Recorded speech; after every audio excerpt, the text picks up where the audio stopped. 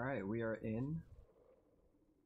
And we made 15 total gold, which is god awful.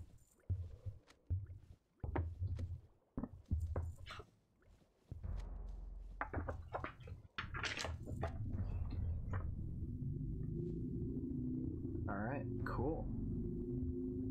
So we got this, we're gonna destroy these actually. Alright, so this is my experimental stream for streaming with a science teacher. So we're playing I ain't got it, you don't want it. we're playing World of Warcraft right now while answering or talking about anything science related or teaching related, which should be really interesting combination if you ask me.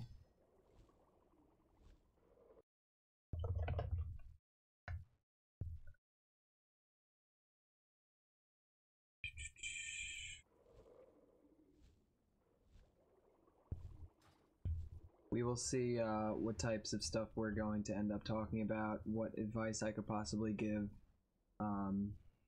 any teachers teaching science or wondering how they can approach teaching certain topics in science, or if you just want to talk about science in general, we could go that route. My forte, personally, my major interest lies in earth science and space science. Obviously, by my shirt and my tie. So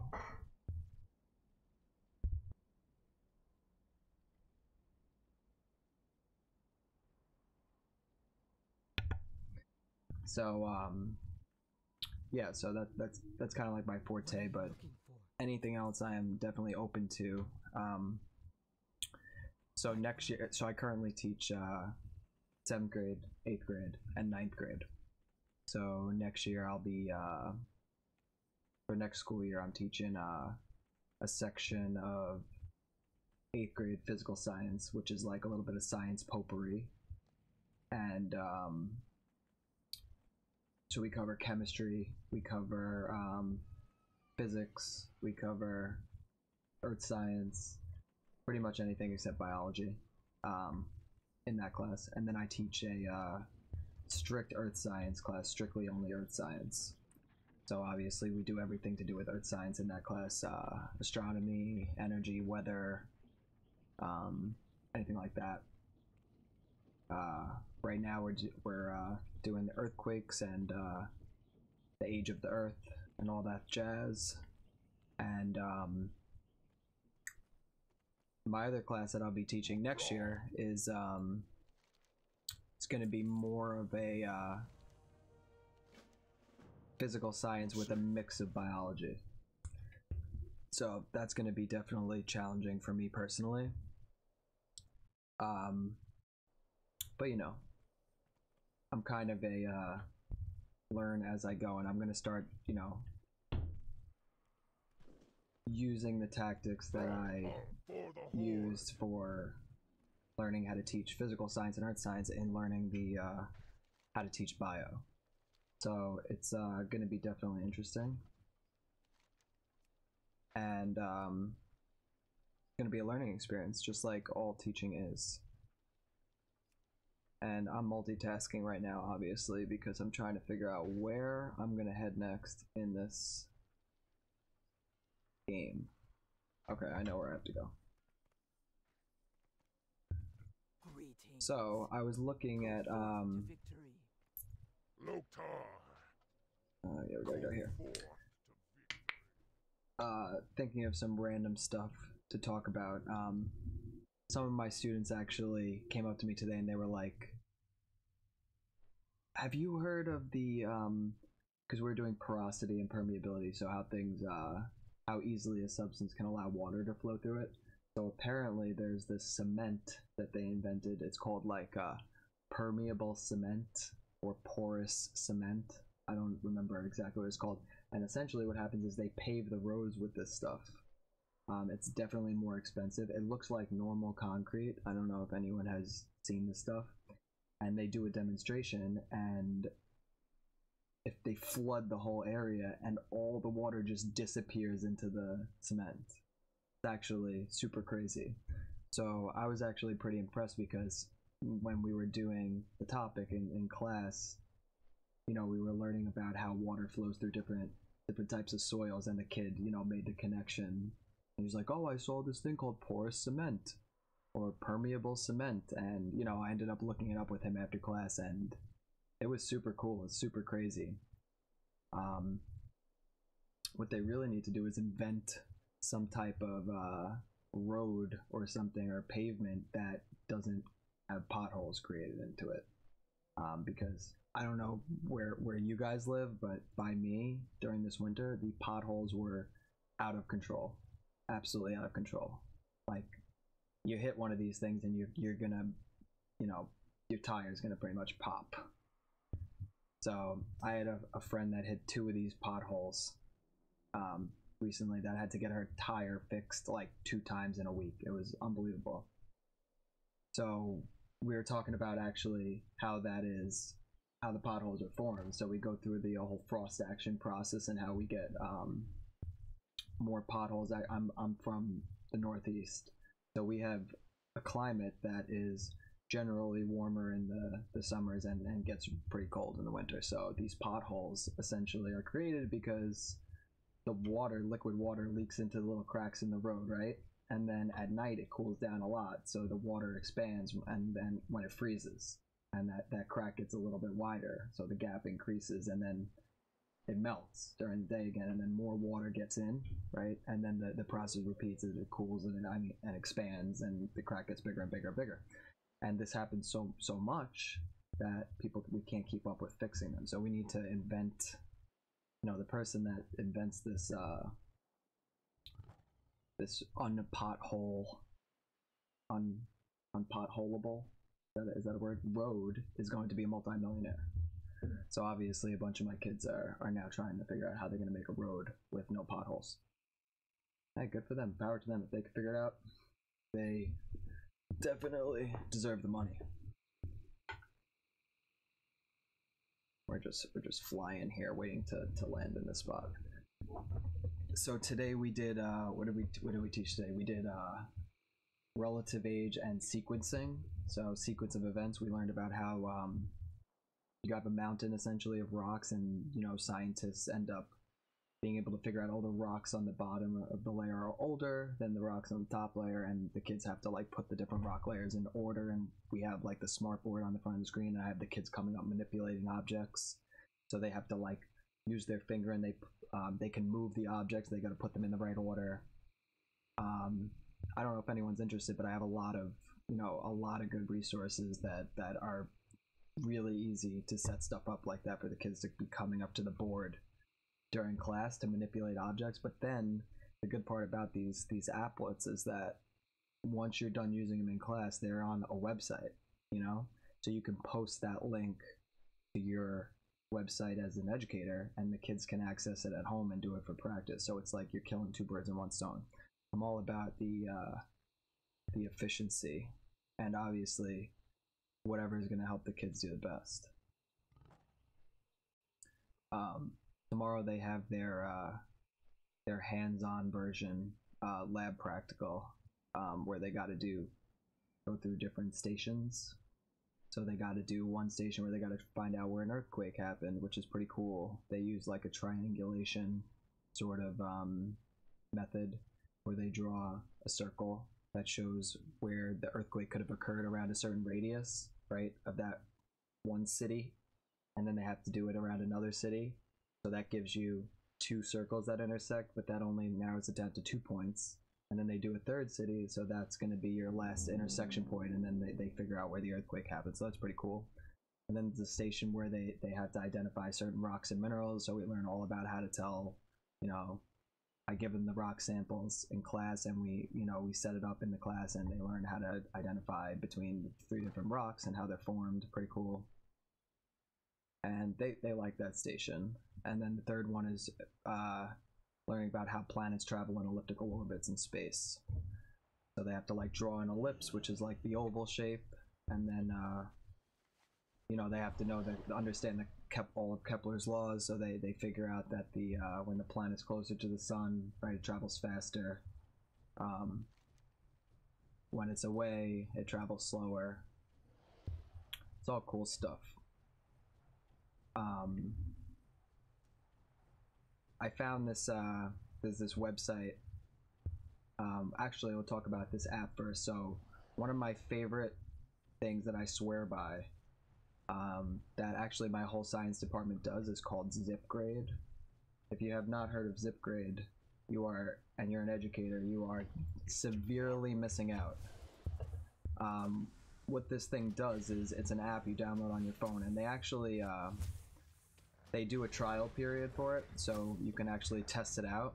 It's pretty much a Scantron machine that lives on your cell phone. So what happens is you essentially you go on zipgrade.com, and they provide you with the answer sheets. So it's like this is a bubble sheet, and you just make a bunch of copies of it. You print one out, and you know, run off. I run it off with the test. So my kids are just programmed. They know what this thing looks like, and essentially it's got QR codes on the outside. Those are those little black boxes that you could scan with your cell phone. And once the kid bubbles in all their answers, you take your phone, you hold it over their test, and it zaps the test, and it saves the copy of their test with their name in it in your phone, so you have it as a record, and it grades it. It grades it in about a half a second. So, you know, like I'm known in my school for getting these kids their test grades back so fast, and I know they really appreciate it. But there's a bunch of benefits to it besides it being really quick and efficient. You know, a big benefit is that now your grades are stored in your phone. So, you know, if you lose a test or something like that, you have all the images saved in your phone. And the second good thing is that it does item analysis. So you can actually, you can go through and you can, you know, see what percentage of each of the kids got what question wrong. Super cool. It's called ZipGrade. I highly recommend you look into it if you are a teacher.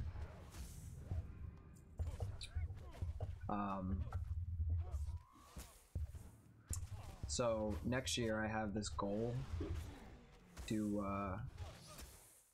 develop some sort of project that, you know, I'm really into astronomy, so maybe some sort of like astronomy based assignment. I don't know what it's going to be yet, but I want it to take, like, you know, I want it to be like 4 or 5 weeks long. Something I'm really intrigued with is what's going on? Something I'm really intrigued is like the type 1 and type 2 and type 3 civilizations in the universe. There's a super awesome scientist named Michio Kaku. He's this Asian scientist, and he pretty much, he's a theoretical physicist, and he says that essentially before we can evolve and colonize other solar systems, that we first need to all get along. We need to create this like utopian society, right, where everyone gets along, because the only way we're going to be able to, you know, invest the money and put the resources and time into getting off this planet and, you know, expanding, is if we all work together, right? And you say that now and you're like, oh my god, you know, with all the stuff that's going on, how are we possibly going to ever achieve that? So it's either the two options are we are going to achieve it and we're going to become some like utopian race and be able to leave the planet and you know, harness the fuel of the star and like build this like octopus looking metal contraption around our sun and like utilize its fusion energy to like have unlimited energy, and the only way to get there is if we all get along, right? The other option is we die essentially if we don't achieve that. The only reason we wouldn't get there, you know, thousands of years in the future, is if we pretty much blow each other up with these nuclear bombs that we're creating. But I think it's cool to think about like the futuristic, like if we were to become that type 1 civilization where we can all get along and, you know, develop all these crazy technologically advanced things to, you know, enhance our lives, then, you know, what are some inventions that we could possibly invent? Obviously, I think it would be sweet, and I know these kind of exist already. I think it would be really cool if we develop some sort of like nano robots that essentially you can inject, like, get a shot at the doctor, and there'd be these little robots that you can't even see that swim through your bloodstream, and they can help your cells like repair your body. Like maybe they will like go in and like target cancer cells and they'll just annihilate them. That's something that's totally possible in my opinion. To be honest, I don't think we're that far away from developing something like that. Wouldn't that be nice? You just, oh, you know, you develop this brain tumor, right? Just go to the doctor and get a shot of nanobots. And they go, they you know, you're asleep at night and they just go in and destroy the tumor and you're all better the next day. I think that'd be awesome.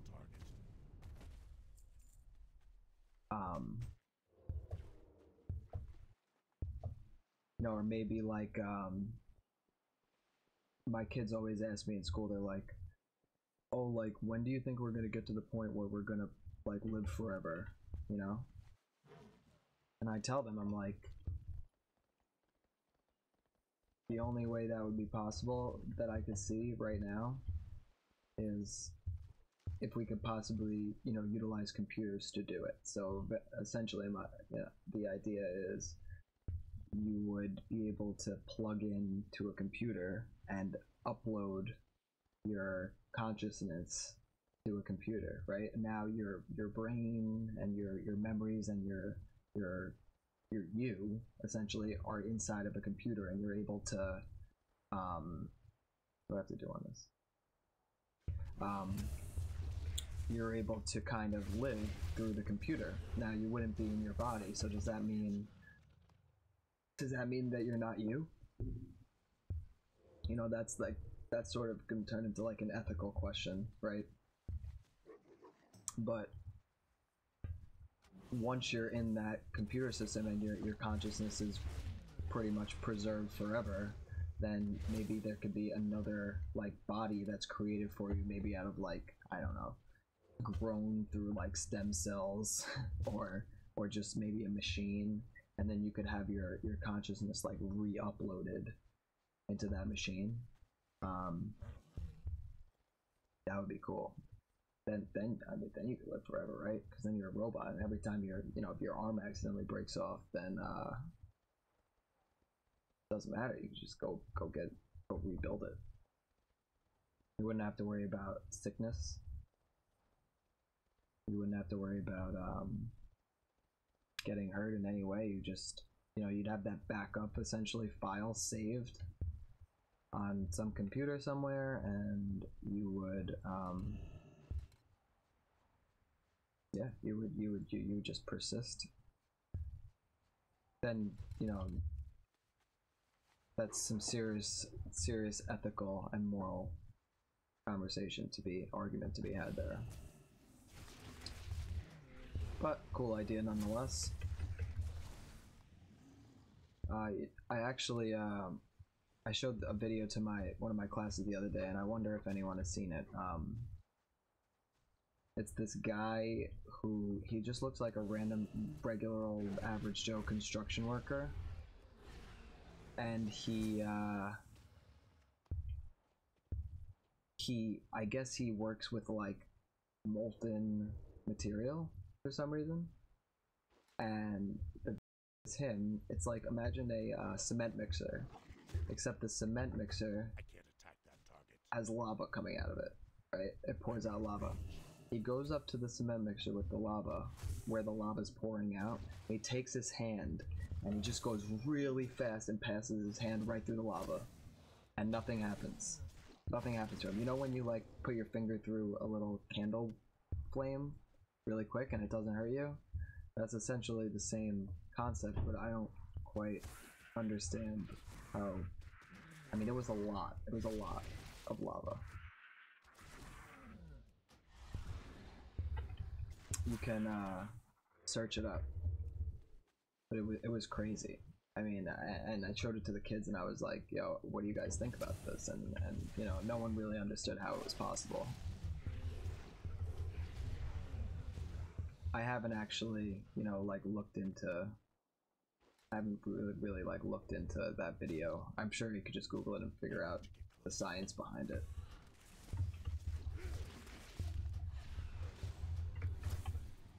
I'm out of range.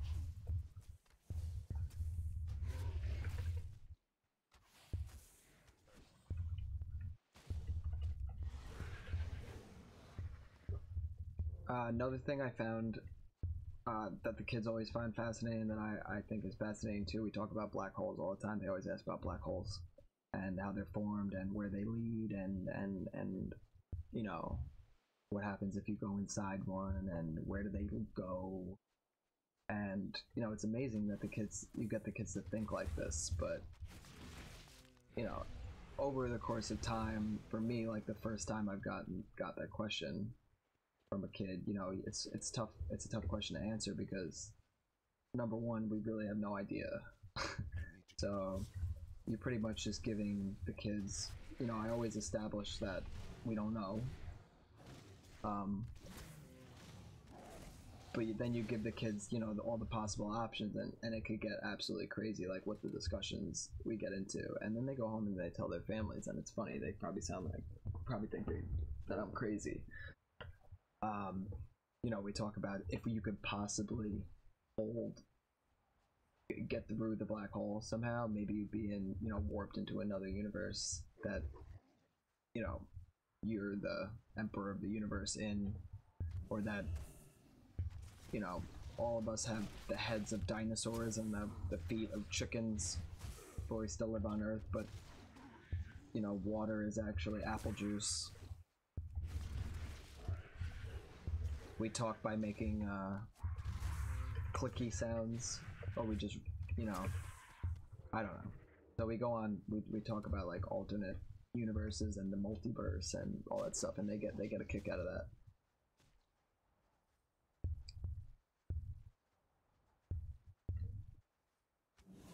I definitely think something scary, you know, something scary that they're going to probably develop sooner than later is some way to like read minds. I think we're going to be able to, we're learning a lot about brains. So I think like sooner than later we're going to have some technology to be able to do some like mind reading stuff. It'll be like the next form of like torture.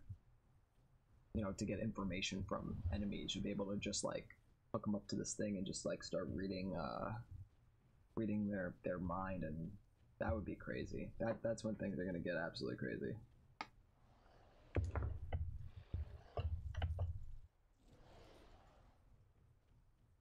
Do you guys have any specific questions about anything, or anything you're interested in having a conversation about? Anyone in here that wants to talk about anything random?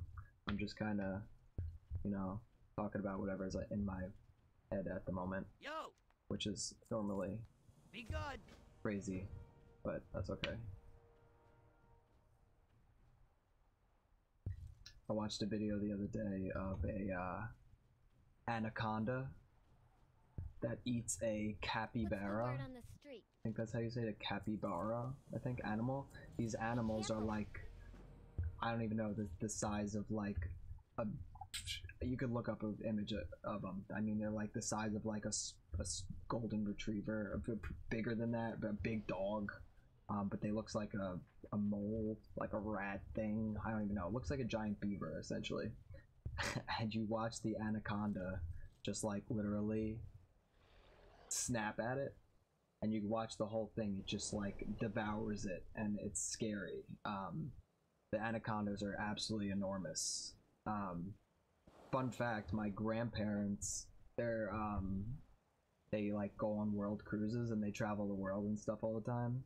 They told me they've been everywhere. I mean, they've been on helicopters over Antarctica, on tours, everywhere you can imagine. And they told me the absolute worst place they've ever visited out of any place they were was the Amazon rainforest. They went to the Amazon rainforest, and my grandpa said that number one, whoops, what just said? What did I do? I'm just jumping out of a plane here. My grandpa said that he couldn't even breathe because it was so humid, and everything, like, they took like a river cruise essentially down the Amazon River.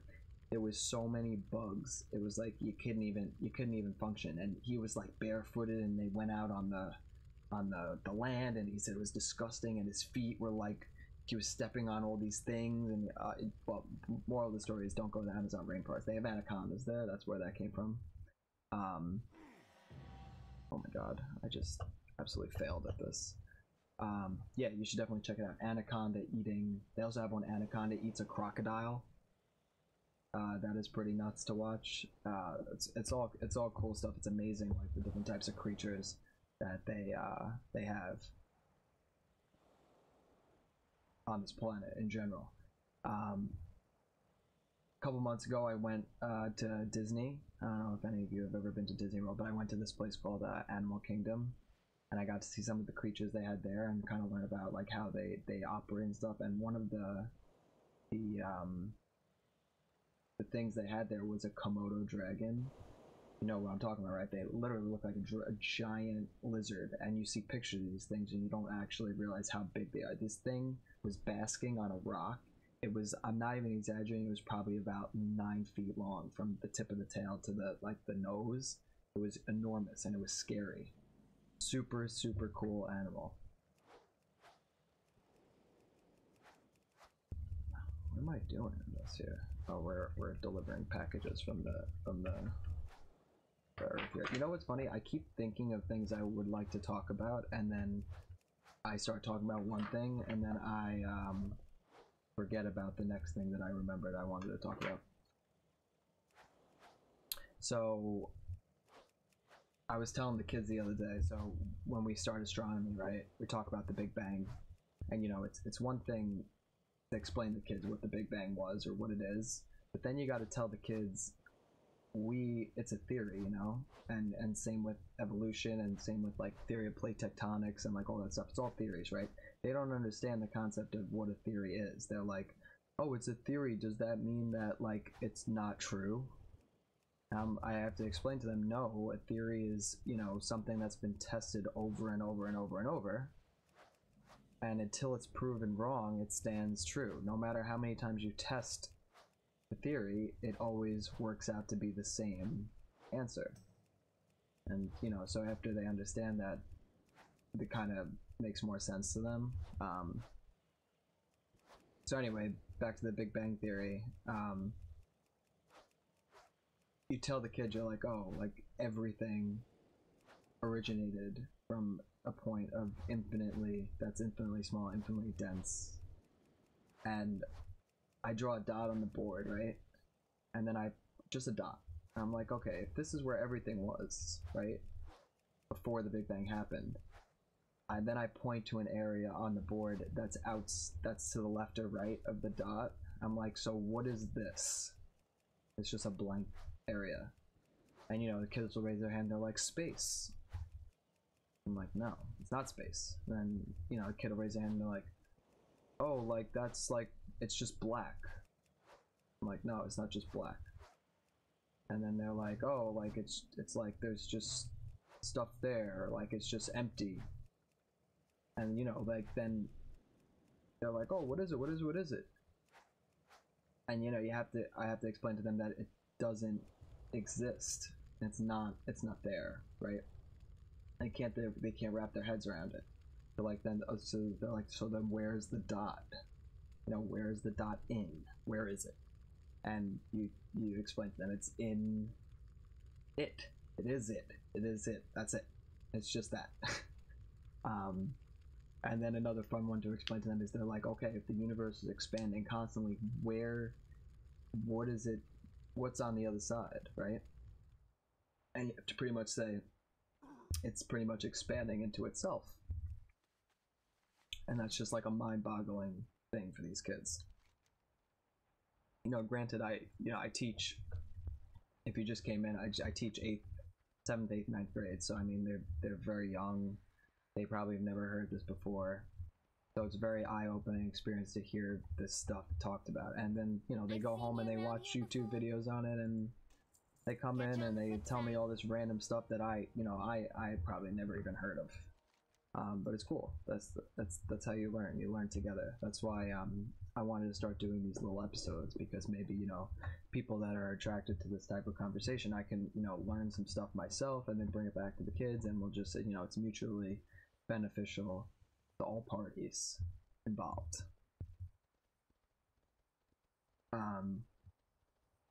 Another cool thing that is pretty sick is the is light.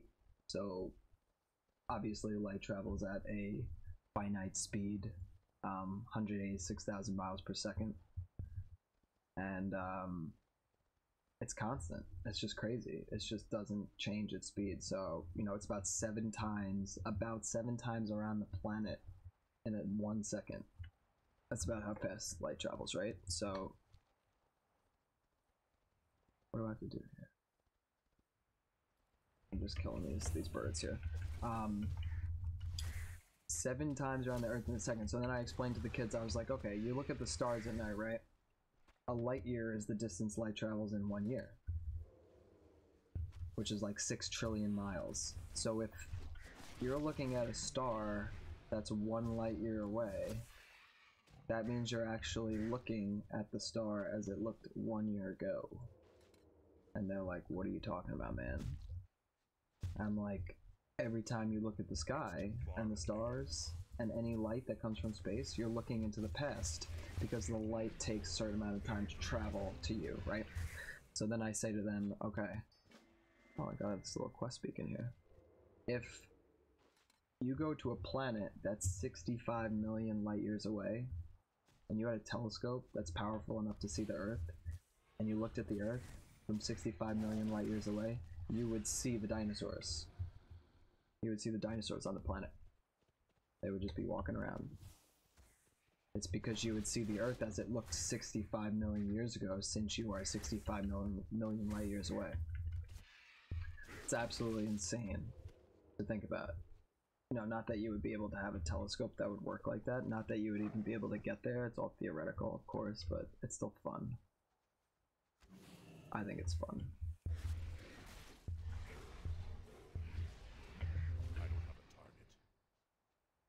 And, you know, it's cool to get the reactions out of them. And then, you know, we actually have stuff to do in class, but all they want to talk about is being able to see the dinosaurs. And then they start asking about time travel. And that's where the conversations get absolutely insane. So we talk about time travel, right? They're like, oh, like, I would travel back in time and, like,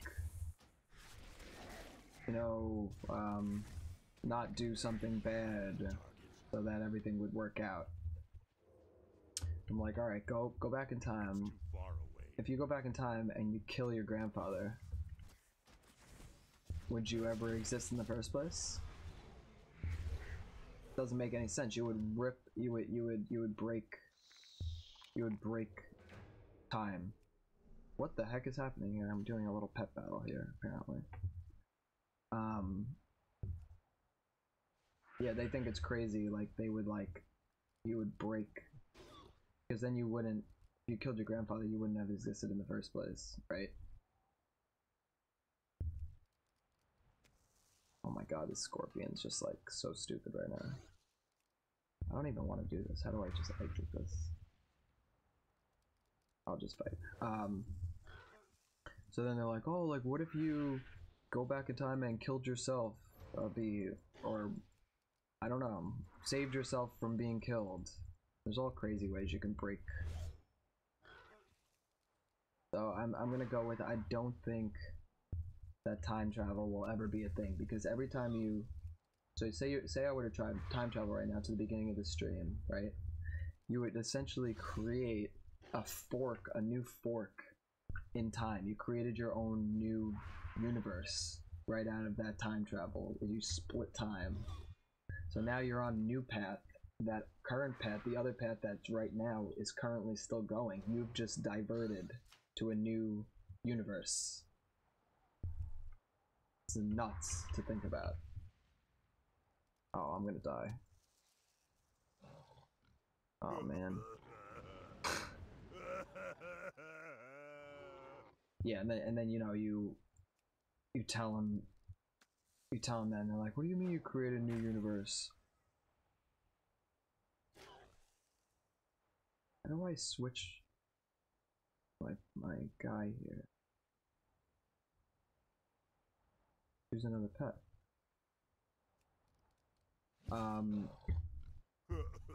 Yeah, I really stink at this. I'm really bad at this game. Yeah, so we had a fun time talking about that when we do astronomy. What else? What else? Is there anything I can, got any topics you want me to try to talk about, or what are you interested in? What's your favorite food?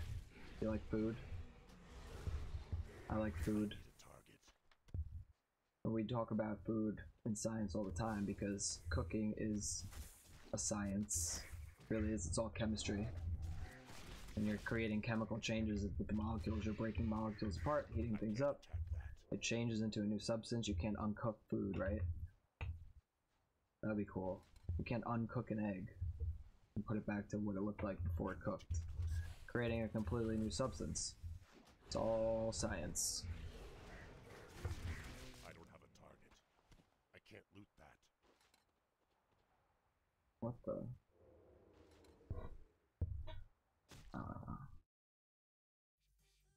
Oh, my music wasn't even playing at all. That stinks.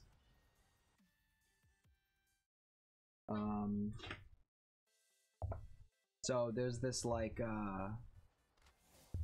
college that's very close to my house, and every summer they do this thing called astronomy night. It's super cool. You go to the college, right, and it's free, and they have like all these really expensive telescopes, and you go to the roof, and of course no one ever wants to go with me. I just go alone because I'm cool like that. I go alone, and they have like 20 telescopes on the roof, and it's all pointed up to the sky, obviously. And the building that the telescopes are on is really, really, really tall. So they wait till it's really dark at night, so you got a nice view of the sky.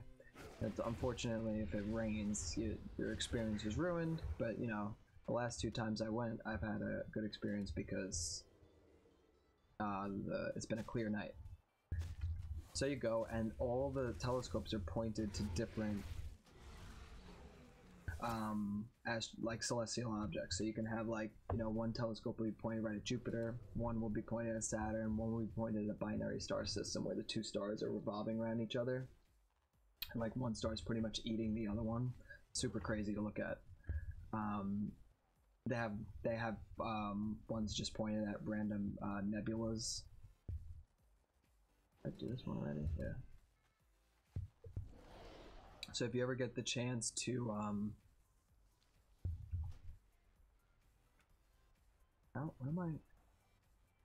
if you ever get the chance to look through a telescope and see some of these things, or you should definitely take advantage of it because it's quite unbelievable to stare at Jupiter. And you look in the telescope, you see it, right? Or Saturn, you see the rings like through the telescope, and then you take your eye away and you look at that, and it's just a little blip of light. It's unbelievable. And it makes you, you know, it's a humbling experience in my opinion to be able to see that stuff because it just makes you feel like insignificant. It's pretty awesome stuff. I show the kids a video of like you could look it up on YouTube. It's like called star size comparison. They get a kick out of it. It shows you like the Earth and then the sun next to it and how big of a difference of size it is, and then it'll show like the sun next to like Arcturus, which is a humongous star, and it'll just go up and it'll show you how big everything is in relation to one another, and it's amazing. It's a really, really cool video. It's called Star Size Comparison. You should check it out.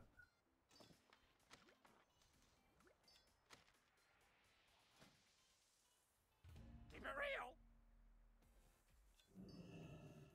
You know what I didn't do enough of in school, and I know this is controversial, but it's a science talk. I definitely did not get to dissect enough things. Now in my school right now, they don't. There's no more of that. There's no more dissecting.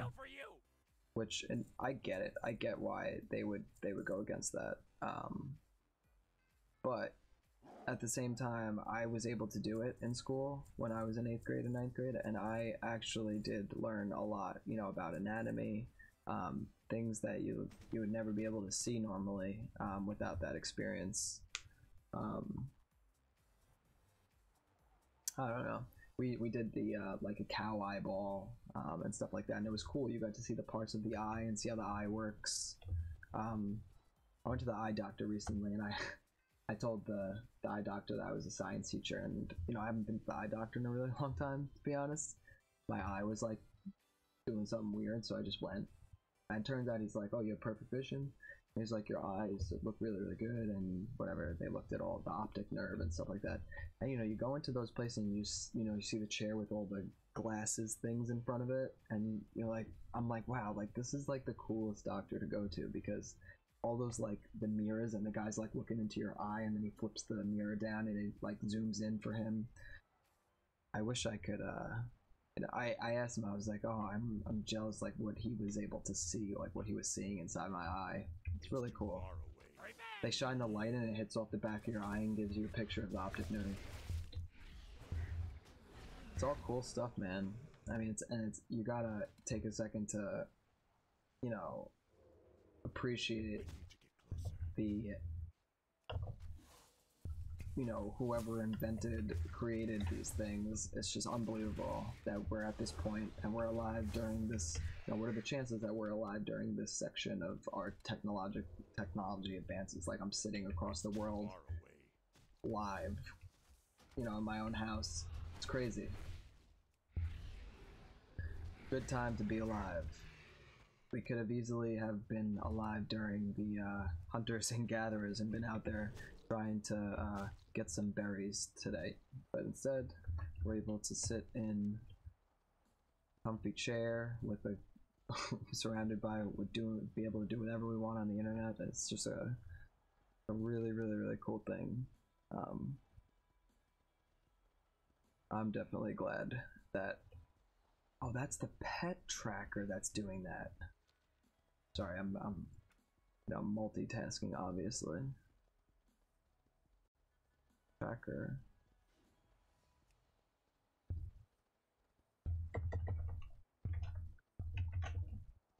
/ pet tracker. I don't know how to disable that, whatever.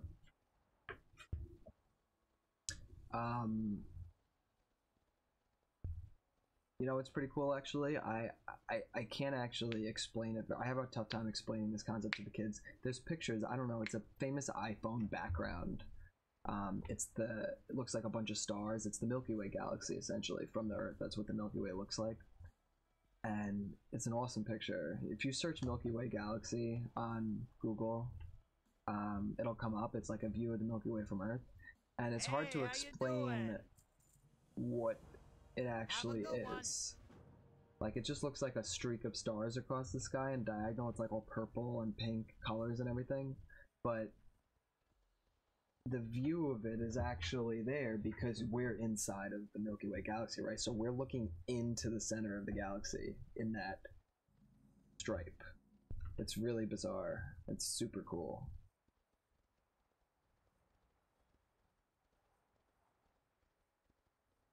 I was just telling my kids the other day, there's these cool apps on your phone if you like astronomy or you're into like astrology or like looking at stars or finding planets or anything like that. There is a app you could download called Star Map 3D Plus. That's the one that I like, at least.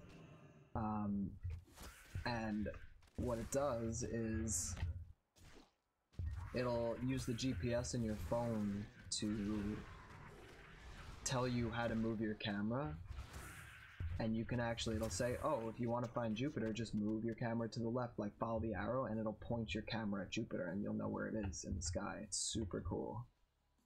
They have like all types of knockoffs of it. I don't know, actually Star Map 3D Plus is old, so they might have a better one, but it's like a GPS star tracker app, and there's a lot of free ones. I found some of the free ones sometimes to be finicky, like even like I see the moon. I see the moon and it's like pointing me. It's not like perfectly on it, but you know, they have a lot of them that do work, and if it does, you can like find certain constellations. You can, you know, you can click on a star and it'll tell you how far away it is. It's super duper crazy stuff. And again, it's amazing that we have the ability to do that. One day I would like to name a star after me. There's enough of them, right? So I wonder how much that costs. I don't know. Don't know how much that would cost.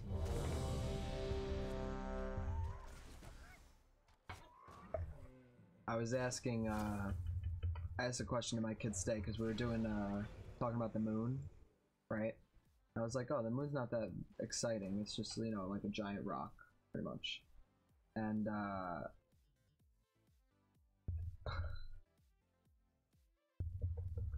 one sec, I'm just trying to, adjust something with my sound real quick.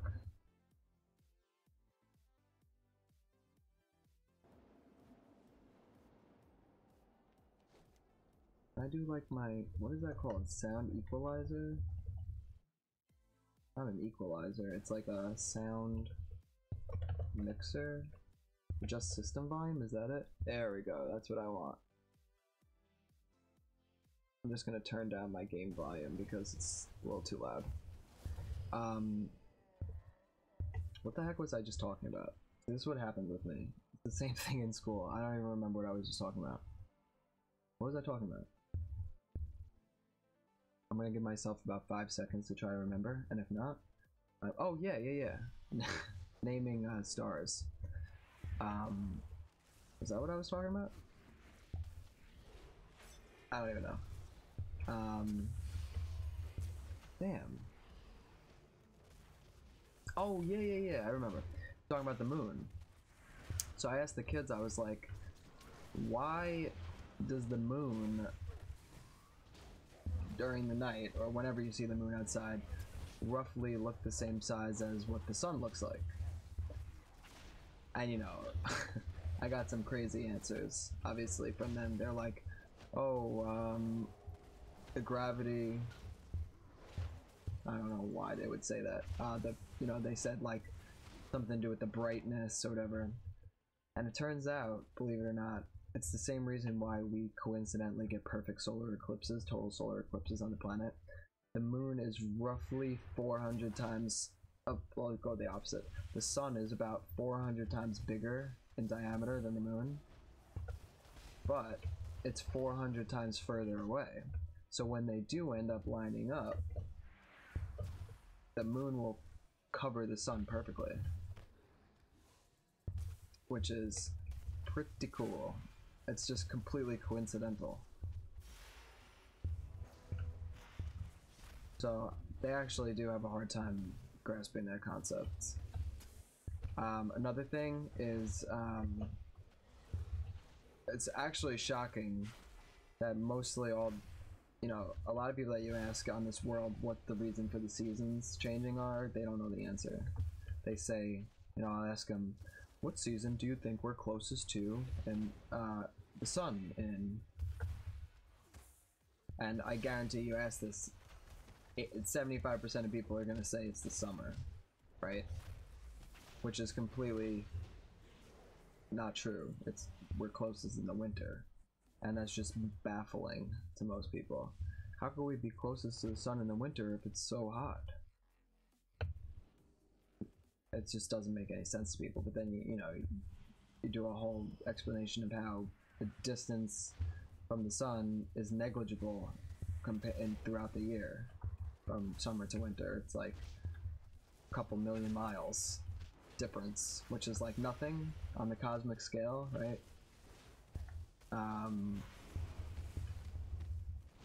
But it has to do completely with the tilt.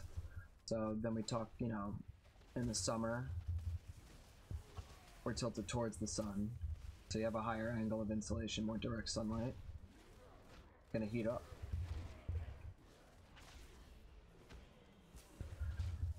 But next time you go out somewhere random with your friends or something, go ask them what they think, what season they think we're closest to the sun. I 100% guarantee you that they'll say the summer.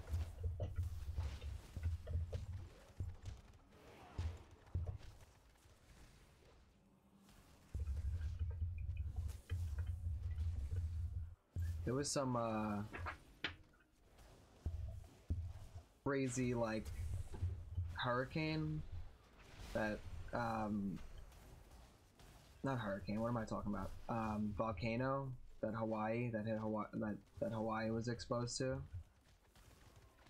So it just so happened that whole volcano incident was around the time that we were talking about volcanoes in my class.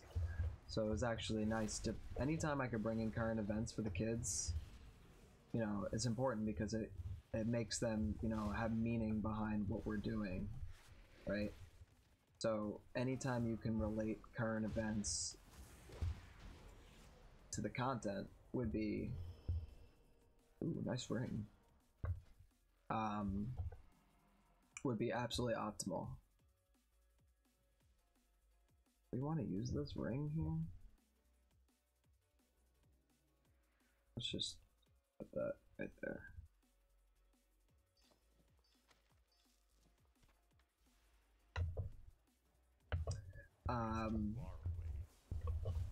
I'm still, in the back of my head, I'm always thinking, what's like a project that I can let them do that they would get a kick out of? I've done a project where I have had the kids do weather forecasting, and we check the weather, and we see if they're right based on looking at weather models and things like that. That's pretty cool. Actually, believe it or not, it's amazing how accurate an 8th grade kid can be in a forecast compared to actual meteorologists on television. When you teach them how to use the models and the maps, they can figure it out.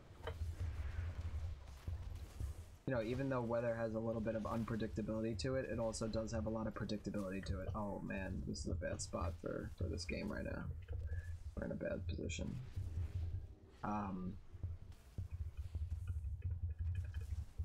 Oh god. Come on. Oh, I'm gonna try to freeze this guy. Alright, got that guy frozen.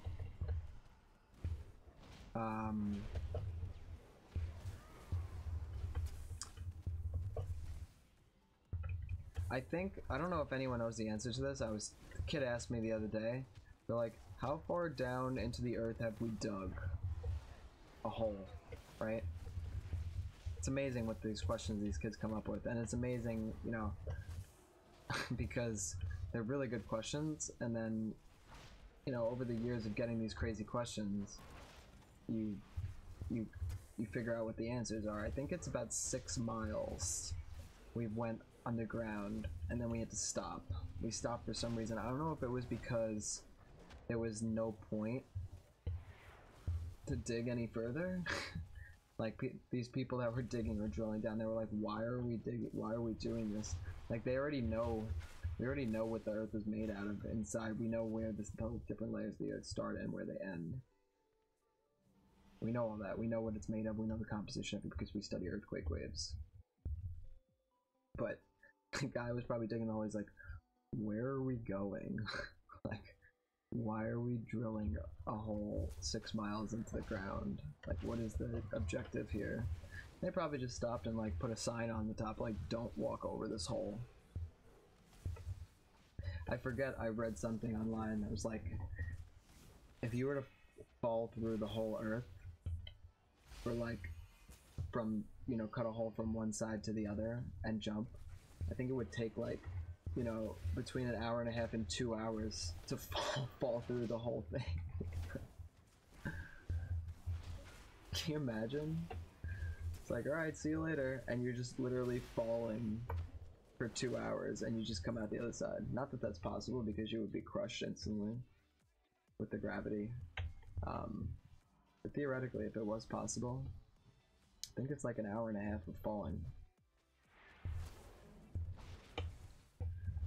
That'd be like the most extreme ride on the planet.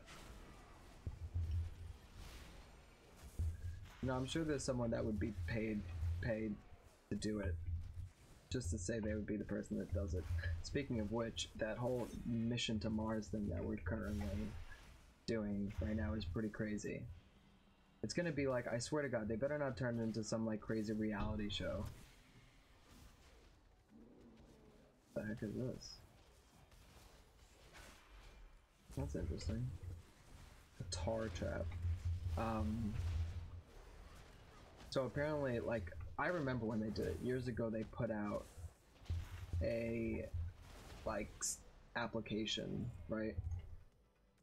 And you could essentially apply to be one of the first people aboard the shuttle that's going to go to Mars, right? The problem is it's a one-way trip. We don't have the technology to get the people that end up going to get back, right? So essentially we're gonna get these people there. It's like a 9-month journey or whatever. And then once they take off, they're gonna send another rocket behind them with food and supplies and water, right? So they gotta calculate this unbelievable, you know, we've landed a rover on Mars, fine, and that was successful and it was amazing. It was probably, you know, if you were on the stream for NASA to watch their reaction, it was an unbelievable moment for humans that we did that. It's unbelievable.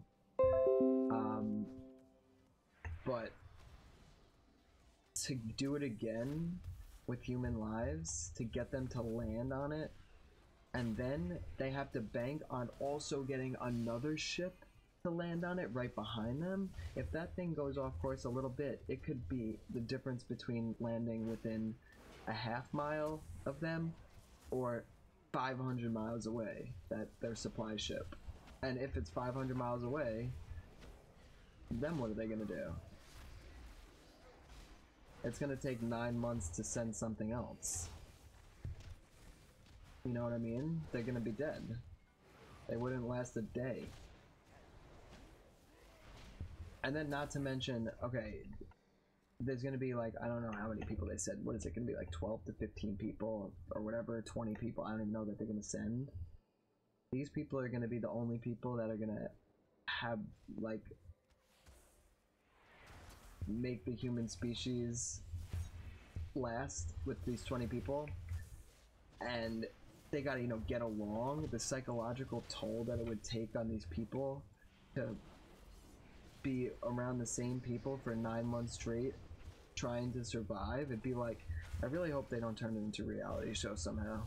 I swear to God, that would be horrible. I need a target. You know, with this world today and freaking like people becoming famous like Jersey Shore, I wouldn't be surprised if they turned the mission to Mars into a reality TV show. Who would you like to vote off the planet next?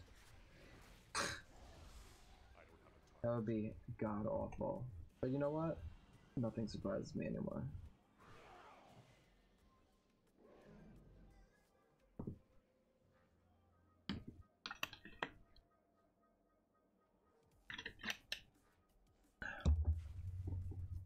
So we had a kid in one of my colleagues' classes. We talk about the life cycle of a star. So So we talk about how our sun right now is a red giant. It's going to turn into a red giant, which means it's going to start getting bigger and bigger and bigger, and eventually it's going to engulf the planet. And there's a girl that actually started hysterical crying in one of my friends' class. I feel so, because she was so upset that the Earth was going to be gone, right? I know, you feel so bad for the girl. But then, you know, my friend was like, don't worry, it's not gonna happen for like 5 billion years. You don't have to cry. And it didn't help. So the next day when it came up again, she started crying again. Can't handle the fact that in 5 billion years the Earth's gonna be gone. Poor girl.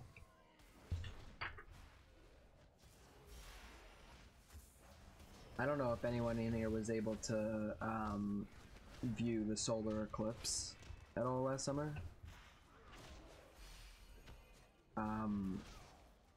But if you went to like South Carolina, or if you're in the US and you went to South Carolina, you might have been able to see, you know, the total solar eclipse. I'm not in South Carolina, I'm in the Northeast.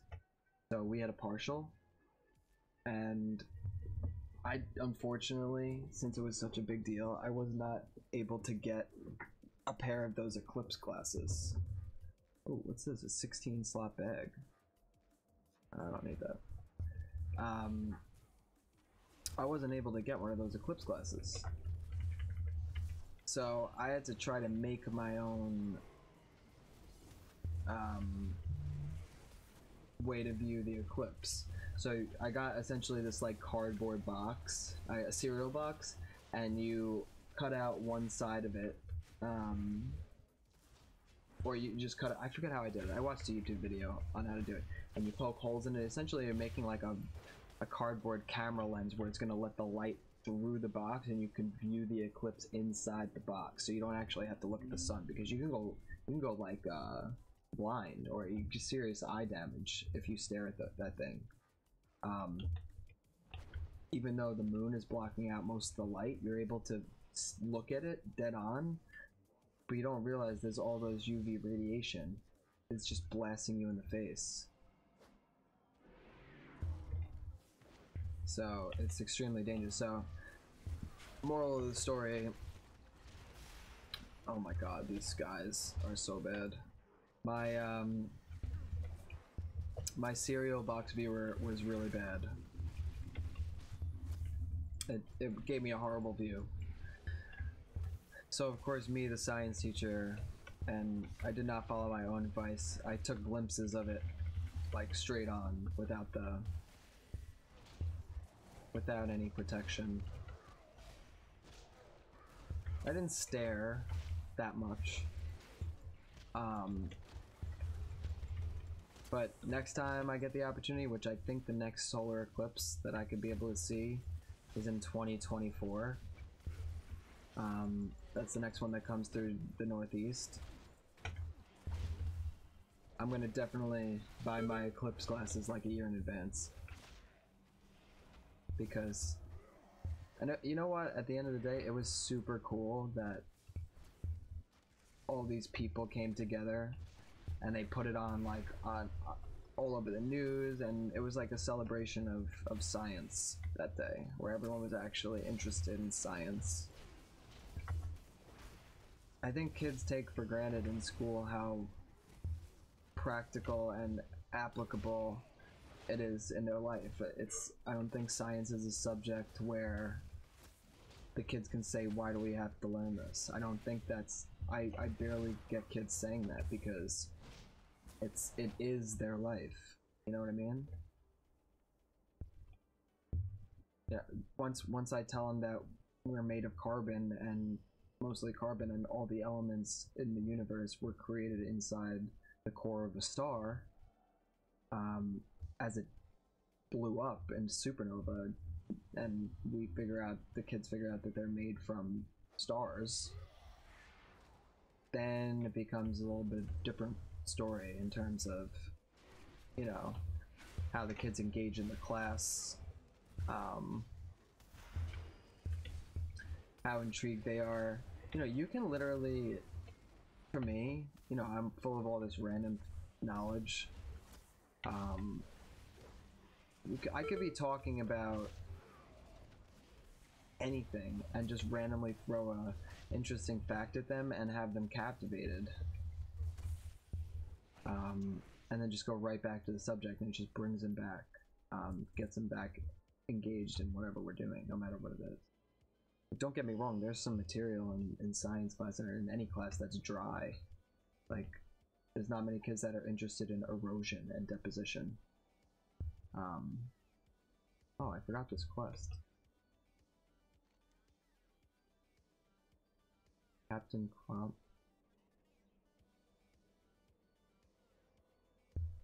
Ogre 10. How do I get that? I'm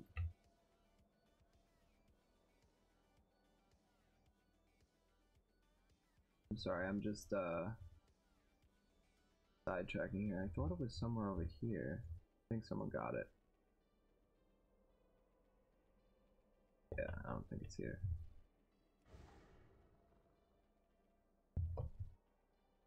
So yeah, I try to just throw out random facts once in a while to get the kids to bring, oh, got some food here. Get them engaged, doesn't matter what it is, and then just bring them right back. Yeah, no kid's gonna be interested in like how erosion changes the sides of cliffs. Now that's like unavoidable, but you can kind of make it interesting if you say, check out what this lighthouse looks like before erosion, and then show them a picture of the lighthouse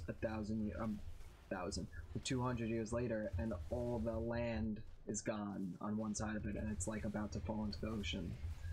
You know, then you could go into the fact that geologists right now are needed desperately, at least in the United States. They're very rare to come by, and it's an extremely high-paying position. Real estate agents need them. They need them to, you know, check out certain land to see if it's worth it to build. What the heck? To see if it's worth it to build in an area over the next 100 years. Is that area even going to be there anymore? So geologists are 100% very needed in the United States right now.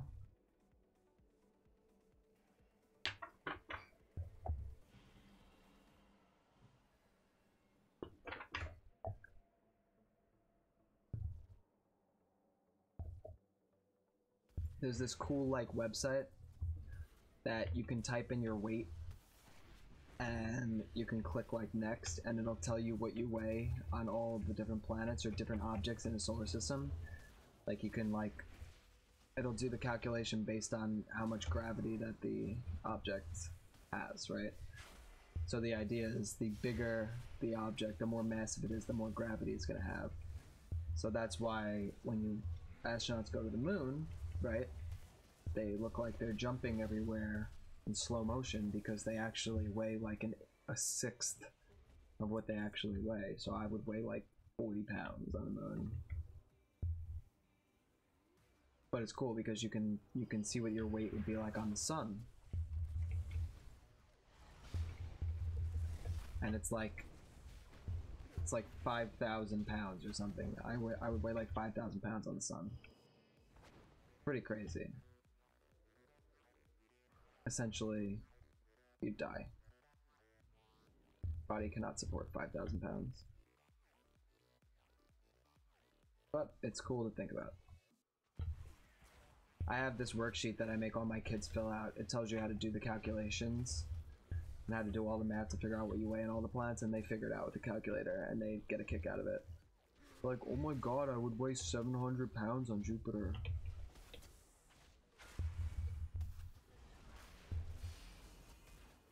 And then I also tell them, like, Jupiter takes, like, I don't know the number off the top of my head, like 14 years or something to revolve around the sun. I don't know the number. That's probably wrong. So then I'm like, oh, you would be, if you go to Jupiter, you guys would be like 1.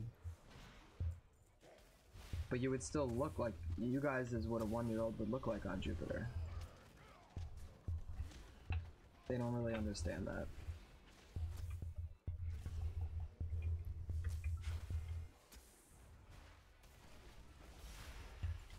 So I'm just still rambling, as you could see. Does anyone want to tell me what their favorite food is? I really like a good slice of pizza. Or some ice cream. But it's a running joke in my family. I am the only person, apparently, who can stop eating ice cream in the middle of eating ice cream. Apparently that is like a impossible thing to do. But when I'm full, I'm full. I tell them when I'm full, I'm full. Doesn't matter. Alright, so we just cleared this dungeon, so now we could dance. Let's dance. Let's dance. Let's dance. Let's dance. Let's dance. Let's dance. Let's dance. Let's dance. Oh wait, we didn't kill these two other guys.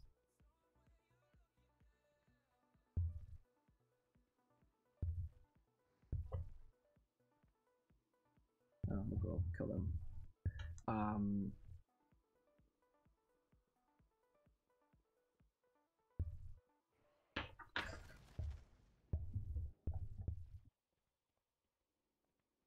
Trying to think of, we had an argument if the kids think that aliens exist or if they don't exist. And I love asking the kids this question because, you know, it's a huge debate. And then when I tell them my opinion on it, then it makes even more of a debate.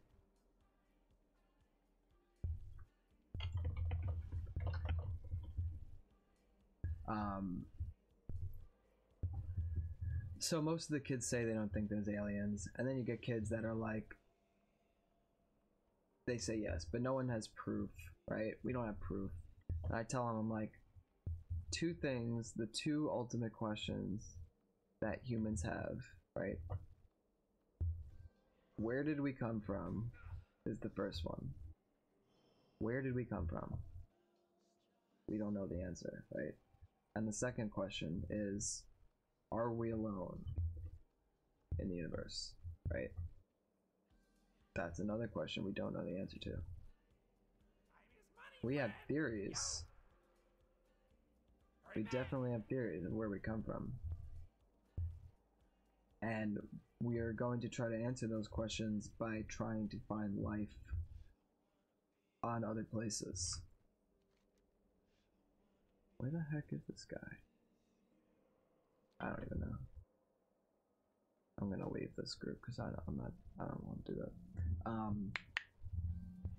You know, if we could find traces of life on Mars that are similar to the life on our planet, then we might be able to conclude that the life on our planet came from Mars, right? If that's the case, our ancestors might actually be Martians from Mars. But until we prove, I can't loot that. or until we find life, there's no way we're gonna ever know. And you know, I have a funny feeling. I think that in my lifetime, I don't have a target. I'm 27. I think in my lifetime that we're gonna find life. I really do. I need to get closer. We're so close. I mean, we know that there was water that flowed on Mars.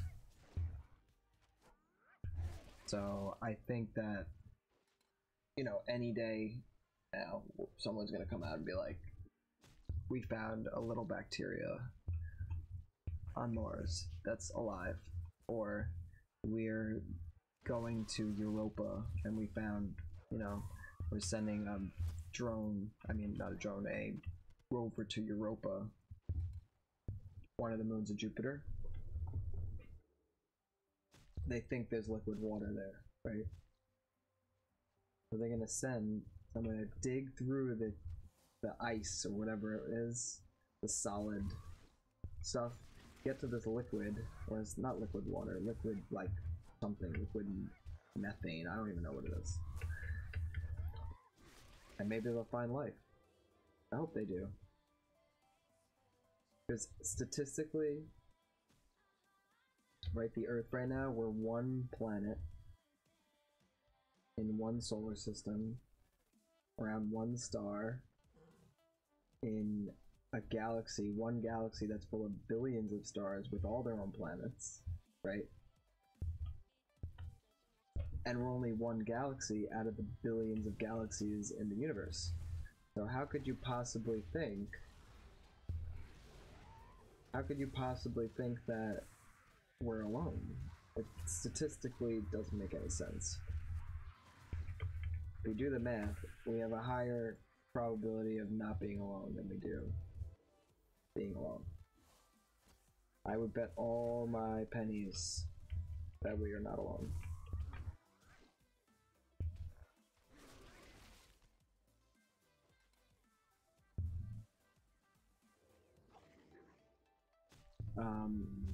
I don't know if you guys would prefer me to keep ranting about random things, or are you mainly here? Do you want to hear more about like the teaching? You could type in the chat, so I know what you think. But I don't know if you're interested in hearing about more of the teaching, or more of like just random science stuff.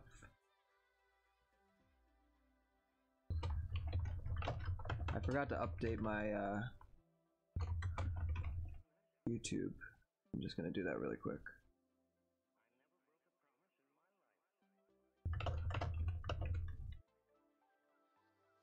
There we go.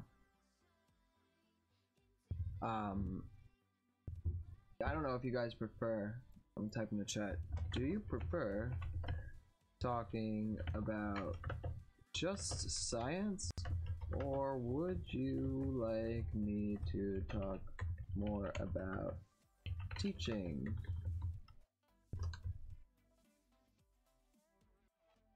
And just let me know, like, because then I could cater to what you would like to hear about. I don't, if you're just waiting for me to keep talking about teaching, I'm just ranting about aliens, then that's probably not as interesting to you as if I would just talk about teaching, or vice versa. Whatever you would like. I can go on forever about anything.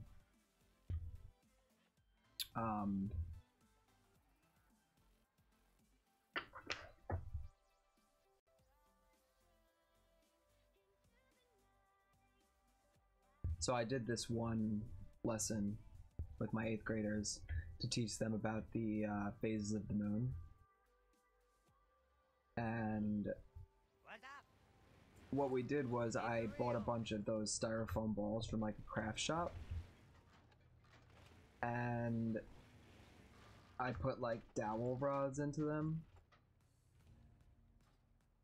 and I set up about 8 or 9 different light bulbs that were on like stands all around the room, and we plugged them in. I plugged them all in.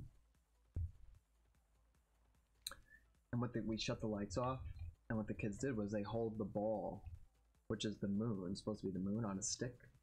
Their eyes are the planet with what you would see on the Earth, and the light bulb represents the sun. So when they put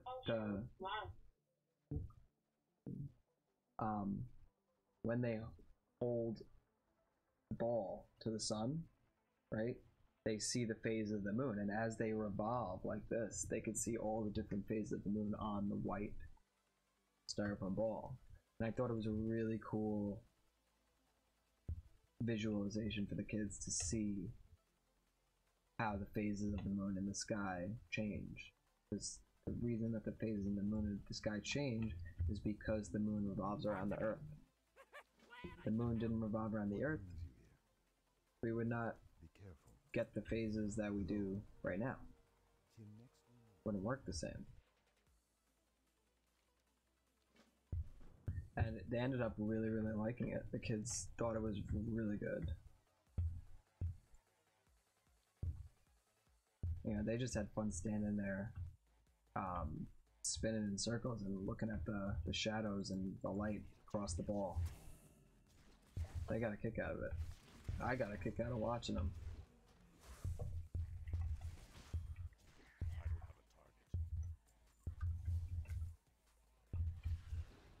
don't have a target. There's this really cool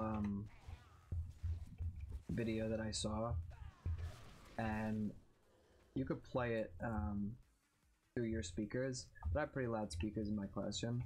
It's the entire audible sound range from the lowest frequency to the highest frequency of sound, and it's crazy.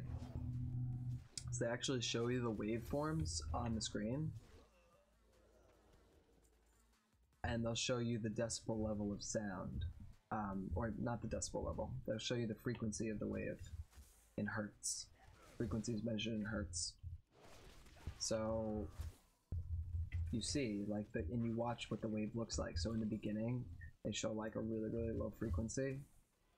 It's like, I don't even know, like 10 hertz it starts out with, which is, you can't hear it. It's such a low pitch, and the wave is so giant. The wavelength is just enormous, and it ramps up like constantly. So it goes from 10, 11, 12, 13, 14, and you hear how different the sound is as the wavelength decreases and the frequency goes up.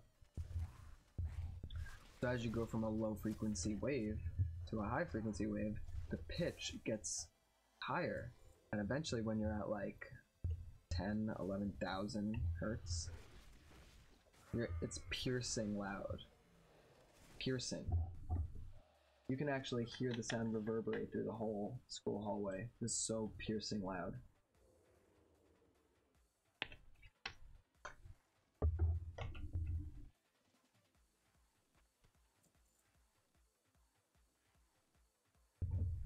Don't mind me taking water breaks.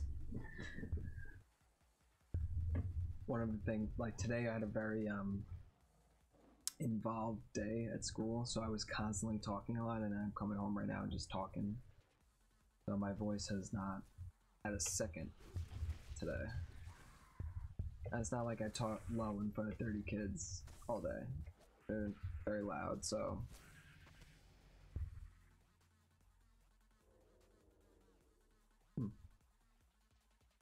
Cool. It's too far away. Level 50.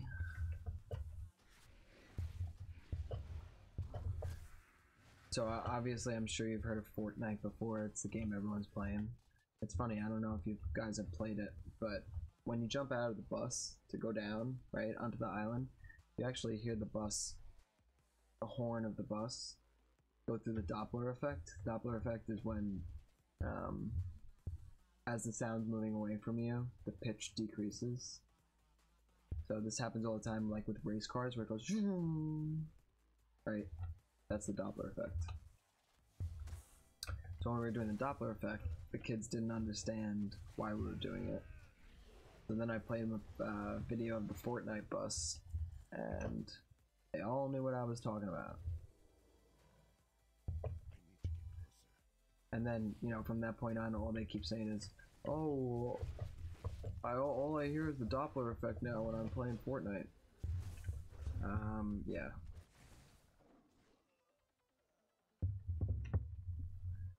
I get these, like...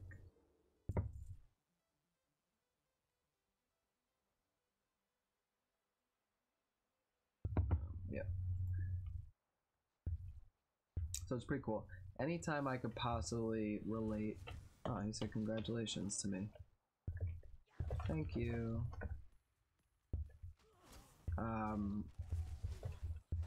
Anytime I can relate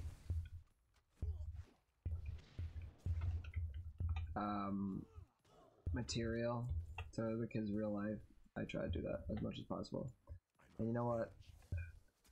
They don't forget that kind of stuff. And then they tell their family, they tell their friends. And it's cool. I just, you know, my ultimate goal at the end of the day is to get people to enjoy science and appreciate what it has done for us in our lives and what it continues to do, and you know, appreciate all those genius people who, you know, research every day to come out with these technologies that make our life easier and more enjoyable. It's pretty cool. I think it's great.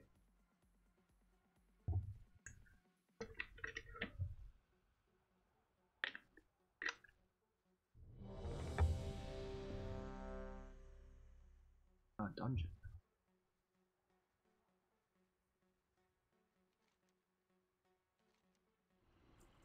So I'm gonna join this dungeon right now. I'm gonna go to the bathroom really quick, and I'm gonna get a pair of socks. So I'm gonna be back in like 25 seconds. 1 second.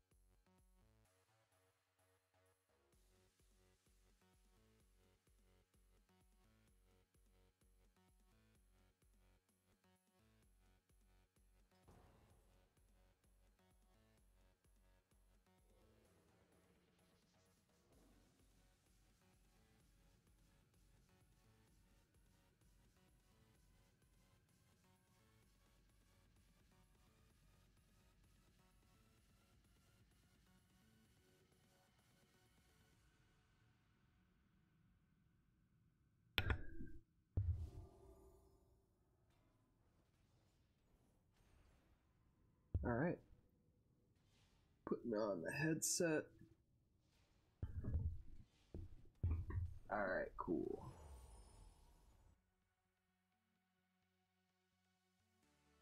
Socks are nice. Another invention that is genius. All about insulators and conductors. So my feet are giving off heat, which if my feet are giving off heat, that's gonna make my feet cold, right? So we put these socks on made of wool, which are the best socks ever created, in my opinion. Everyone should own at least. Class is now in Speak of teaching, we're in Skullomance, which is a school dungeon.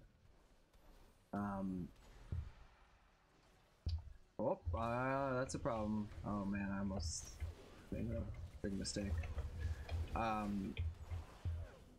The wool acts as an insulator, and it doesn't let as much heat escape my foot, thus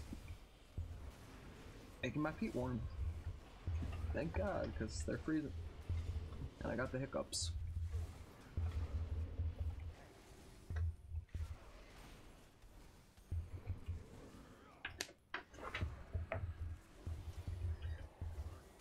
Oh. So I thought another cool thing that we should do is possibly be able to fly to an asteroid. A lot of them pass us all the time. I don't know if you hear in the news. And my kids always freak out when I tell them there's going to be an asteroid that passes really close to us. They're like, oh my god, we're going to die. But, you know, some of them pass pretty close. But thankfully, none of them have been in, gotten through any keyholes. A keyhole is a location in space where if an asteroid passes through it, it's going to be on a collision course with the planet Earth. So whenever we're tracking asteroids, we do not want, we calculate where the keyhole will be based on the revolution of the Earth and the elliptical orbit of the asteroid. And we track the asteroid with computer models, and hopefully it doesn't get through that keyhole. Else we have a massive issue, which we'll talk about, if I remember, in a few minutes. But the problem with this is that only asteroids that we know, that we can find, that we detect, have to be above a certain size. There are so many asteroids or meteors or anything that could be catastrophic to the Earth if they hit, that we can actually not we can't detect them until it's too late.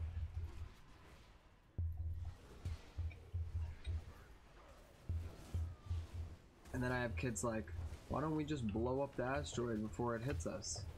And then I say to them, okay, you blow up the asteroid, we'll send some nukes at the asteroid. If we actually do hit it, now we have like 1,000 chunks of asteroid that are coming at us. I can never die. So that would be even worse. Well, at the end it does not even worse because we're going to be dead anyway. But oh my gosh.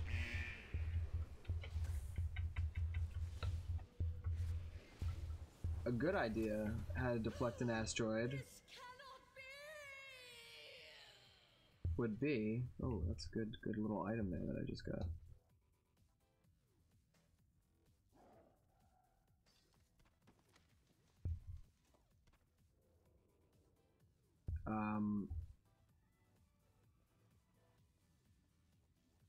In my opinion, a good asteroid deflecting tactic would be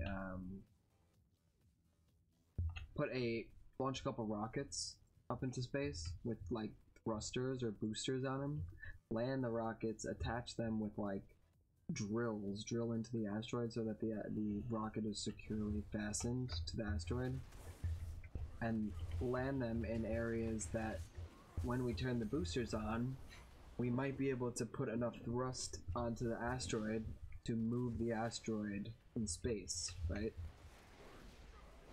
Thus not letting it get through the keyhole. Thus, it will not be on a collision course with us. I feel like that's the most, out of everything I've looked into, that seems like the most logical way to go about it.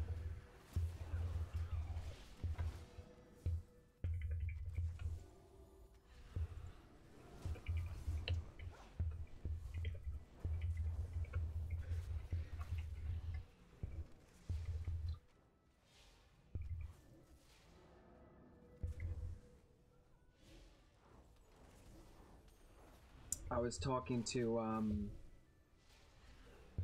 some of my kids about the Andromeda galaxy, which is the closest galaxy to our galaxy, which is the Milky Way.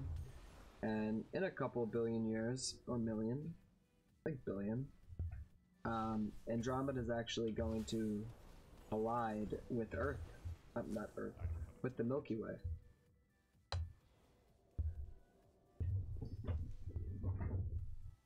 Which is going to be the best fireworks show ever, because we're just going to see stars that are flying by us that were normally not there.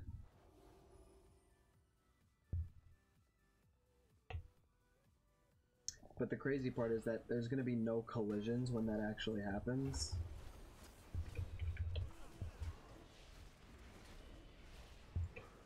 Because everything's so far apart, right?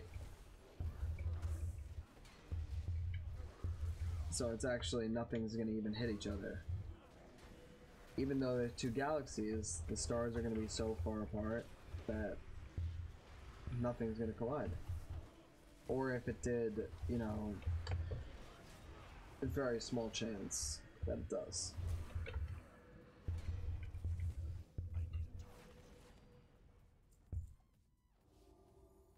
Oh, it takes some real stones Oh no. to challenge the mistress of illusion.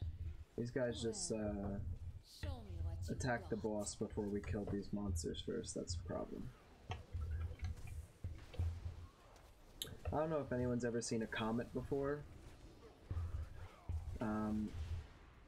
Like in real life, I personally haven't had the opportunity to see a comet. Come, But try your luck. I would definitely love to. I think that'd be awesome. They're unpredictable, they follow predictable paths, the comets. So you should be, you know, able to look up where the comet is and when it's going to pass us and the optimal viewing time to see them. Feeling a bit It's just pretty much a rock, ice, dirt, ball of it. They call them dirty snowballs as a nickname. It's just ice, dirt, rock. And the comet's tail is actually created based off of the sun. As the comet approaches the sun, the gases on the tail ionize and they're blown off of the comet in the opposite direction of the sun. So a comet's tail actually always points in the opposite direction that the sun is. You there. Make Very cool. yourselves useful and deal with these summoners. But the tail of the comet is just glowing gases, essentially. And I would definitely love to see one. Their deaths only serve to empower my summoners further. Behold! You feed their souls to their brethren? You are sick.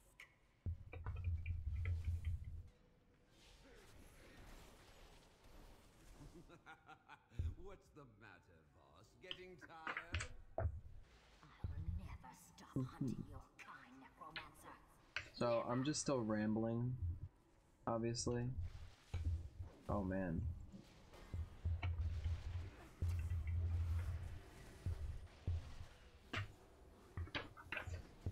So I don't know if you guys know what an astrolabe is, an astrolabe, however you want to say it. We'll see if you revel so much in death. It's pretty much a device Your throat. that you can buy that measures the altitude of stars in the sky, so you can get how many degrees high the star is. I don't have a target. Now, why would you need to know how high a star is, you might ask? I am Anyone know? What is the significance of why you would need to know the altitude of a star? Beautiful, boss. Have you looked in a mirror recently? What the heck? I died. I'm coming back, guys. Anyway. You would want to know the altitude of a star because, like, say for the North Star, for example, the North Star is named Polaris. If you figure out how many degrees high the North Star is, you can figure out what latitude you are on the planet. I will not let you. So this is actually how sailors used to navigate.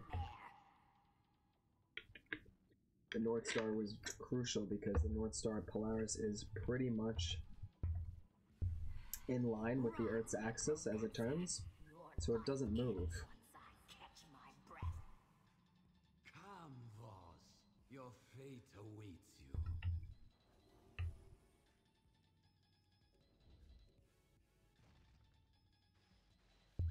So if Polaris doesn't move, that means, you know, you have something that always points north, and you can always find your latitude. You always know how north or south you are on the Earth.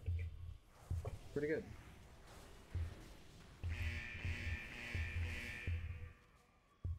Oh my gosh, I am really getting destroyed right now.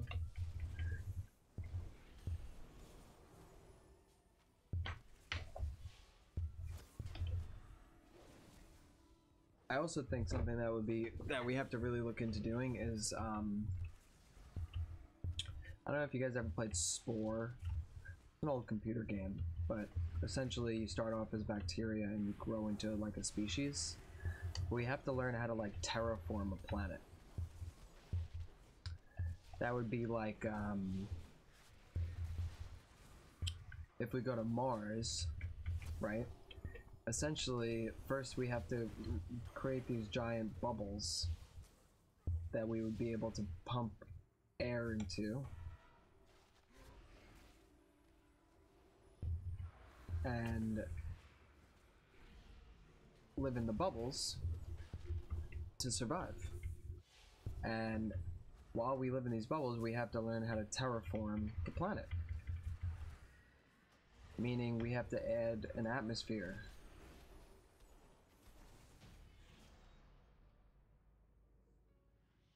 Mars' atmosphere is thin and poisonous.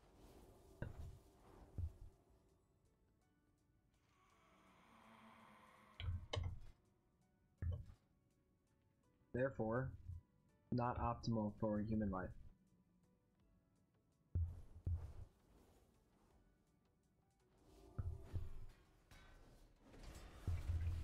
I think we are ways away from being able to do that.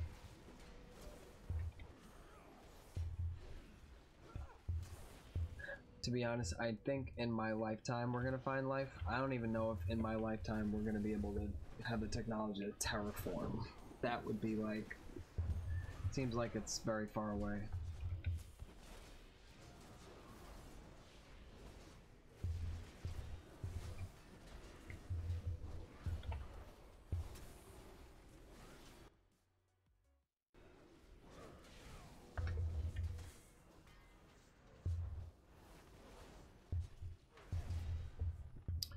There's this controversial spaceship that was launched in 1977 called the Voyager, and the Voyager 2, which was also launched in 1977.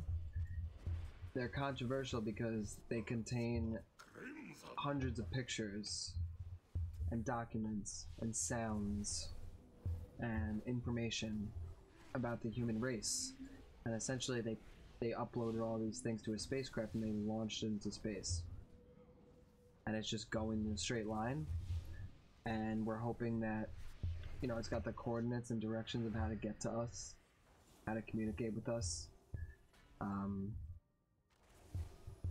a lot of people are really upset about this, because if there actually is an alien species that intercept this, I mean, there's a chance that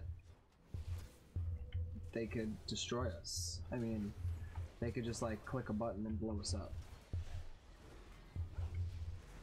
Or they'll be like, wow, look at this planet. It's got a lot of resources.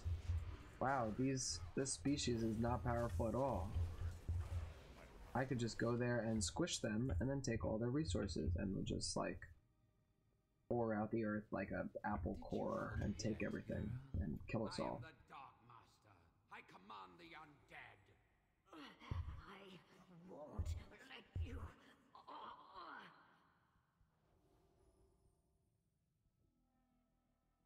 Lovely rune blades on our guests.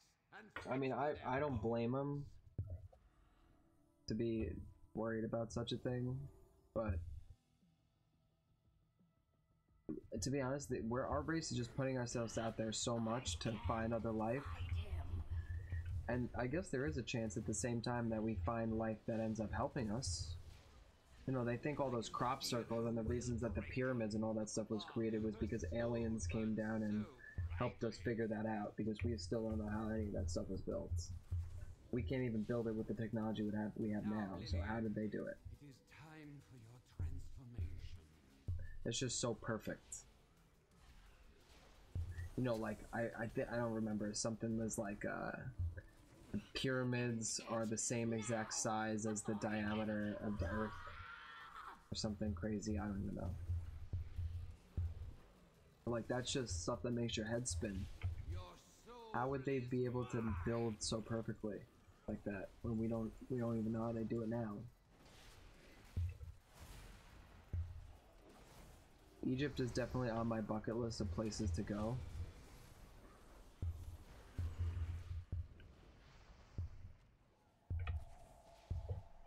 Oh, I gotta actually pay attention because this guy's gonna chase me and I gotta run. Run!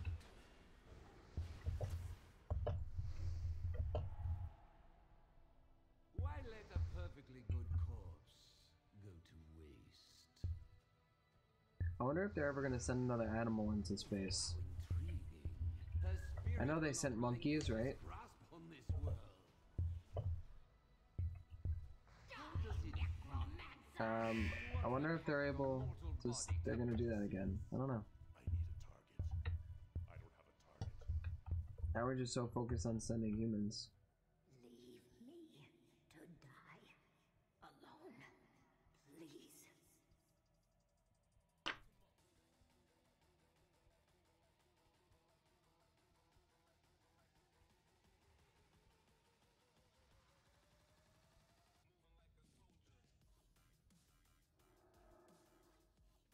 I love talking to the kids about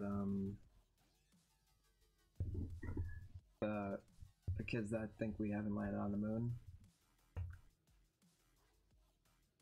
That's the funniest. What are these guys doing in this game?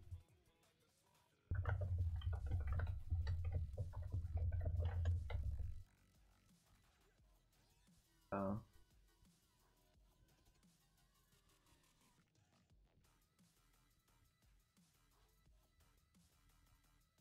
What the heck? The game is bugging out right now?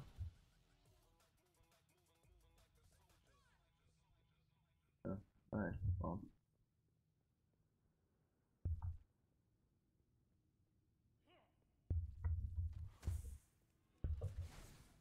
Uh-oh, I'm gonna die. This was so stupid.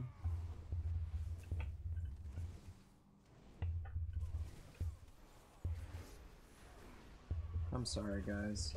I made a boo-boo. I made a big boo-boo.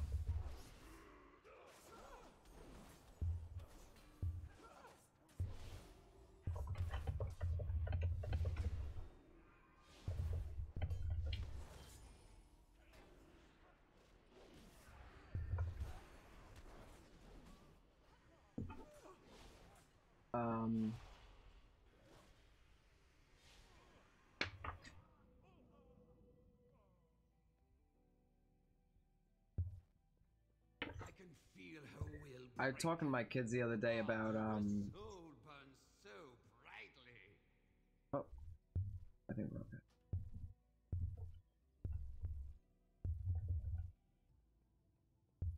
Worked. Okay. Talking to the kids about speed of light, and I was talking to them about all this stuff Einstein discovered, how as you approach traveling at the speed of light, time actually slows down, right? So we talked about how if I actually have a bunch of sets of twins as students, and we talked about one set of twins, and I was like, oh, if one of you stayed on the Earth and the other of you accelerated to the speed of light for 5 years and came back, one of you would have aged 5 years that stayed on Earth, and the other wouldn't have aged at all. And they all get like tripped out by all that stuff. It's so fun to think about, though. Looking for a book on one of these tables. Oh, it's over there, I see it. Uh-oh.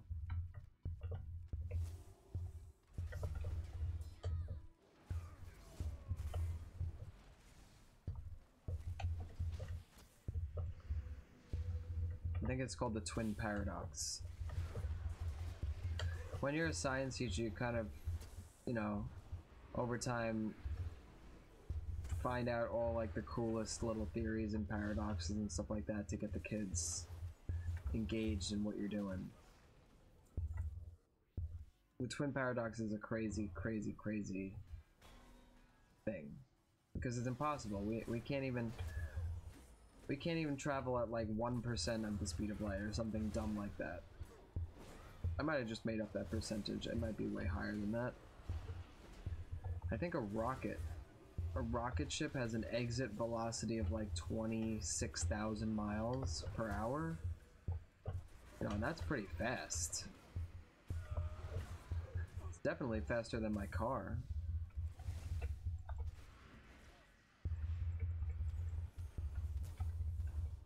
Oh my gosh. Oh, we're gonna win this one. We're gonna be okay. Yep, we are. 26,000 miles per hour, that's pretty fast, yeah.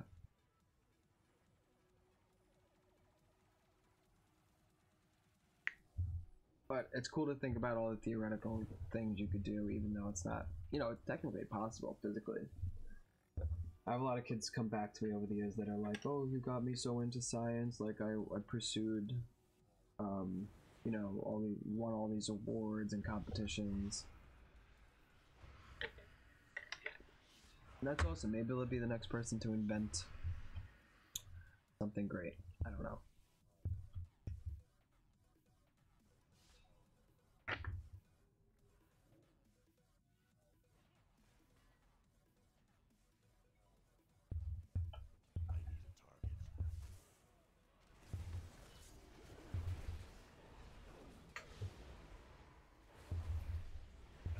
Another misconception is, like, I don't know why or when the kids are taught this, but for some reason a lot of my kids thought their blood was blue, because if you look at your veins are blue.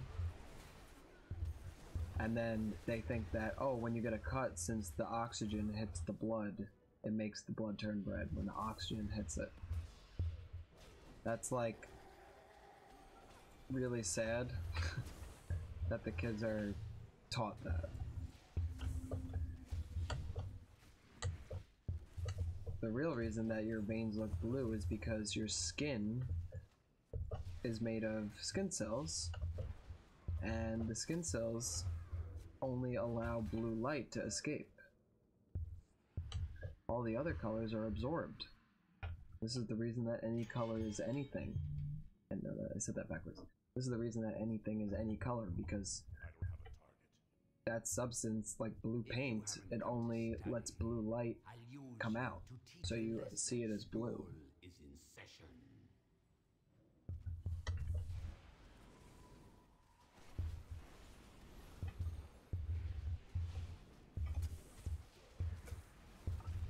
By the way, I am going to wrap this stream up around 9 o'clock tonight, so I don't know if anyone in the chat has any, like, I have about 9 or 10 minutes left, so I don't know if anyone in the chat has any specific topics they want me to talk about. You could just type in the box in a message and, you know, shoot it out, and, you know, I could go off that. I'd love to, you know, entertain any questions, or you want to talk about something else, or whatever you want to do.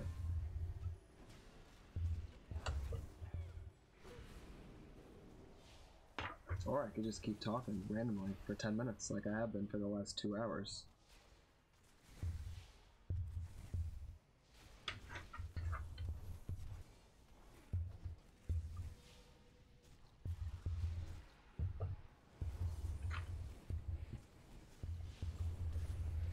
You know what's pretty cool? We know that the inner core of the Earth, the interior of the Earth, inner core and outer core, are made up of iron and nickel, the two metals. The inner core of the Earth is actually a solid, but the outer core of the Earth is a liquid. It's so hot inside the Earth, why would the inner core not be a liquid? Why would it not melt if it's so far inside the Earth? It's the inner core, right? And the reason the inner core is a solid is because of the pressure, the overlying pressure. Oh god. The overlying pressure of the whole Earth is pressing down, and it's forcing it to become a solid, which is pretty cool. Oh wow, I got some good gloves there.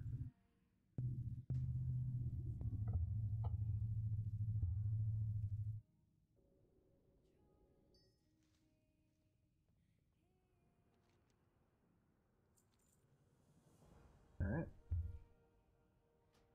So I'm actually gonna, unless someone wants to talk in the chat and tell me, I'm gonna just talk about this game for the last couple minutes, because I have quite the inventory full of stuff in this last 2 hours that I've accumulated, as you can see, and I have to clean this out and put it up for sale in the auction house here before I get off for the night. I'm getting actually emails from kids that I have to respond to as well, because they have a big test tomorrow. So let's just sell all this stuff. And we're gonna look in the bags. I'm gonna organize the bags, and as I can see, I got this necklace here, which is not as good as what I have. I got these, which are better, so I'm gonna put those on. Got this ring, which gives me... This is better than the Gordok nose ring. I got this... This is better than the Tunthless bandit ring thing. Good. Now I can... This one, I can get rid of. That I could get rid of. This I could get rid of. This I could get rid of. And I'm going to open these bags up. That's not as good. This belt is better, so I'm going to wear that. So now I can disenchant all of this stuff. 1, 2, 3, 4. Oops. 5. 6. By the way, guys, anyone in here, I'm going to be streaming again, doing the same thing tomorrow night around 8:30 p.m. I think. That it's my mom's birthday tomorrow, so that might change. If you follow me on Twitter at zforceofficial, I'm going to send out tweets sporadically about the exact time that I'll be coming on. But somewhere between 8:30 and 9:30, you can count on. I'll definitely be live. But if you follow my channel or you follow me on Twitter, I'll keep that updated. And I'm gonna probably do like the same thing as what I did tonight. Do like a little science version, science Q&A, science rambling.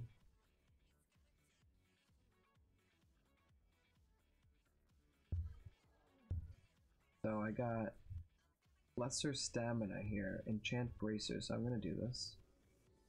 I got 11 of these, so I can boost up my enchanting skill here. Now that went to yellow, so I'm not gonna do anything else there. I'm gonna actually go to the enchanting trainer to learn the new thing. And I have so many of these stupid recipes. All the same thing, actually. Must not be that rare. Any feedback would be most appreciated if anyone wants to tell me what they thought about this episode 1, the pilot episode of streaming with the science teacher. If you liked something, if you didn't like something, if you want me to add something. Oh, look at all this stuff. Yeah, if you want me to add content or you didn't enjoy something that I did, please let me know, because I'm always looking to, you know, I'm a teacher, so I appreciate any constructive criticism. Look at all this stuff that I got. Lesser striking. Yeah, we're gonna do that. I'm gonna make 9 of those. Oh, I can't use that? Enchants a melee weapon. Do I have any melee weapons? I don't think I do. Oh, I do. I can do this stupid wand.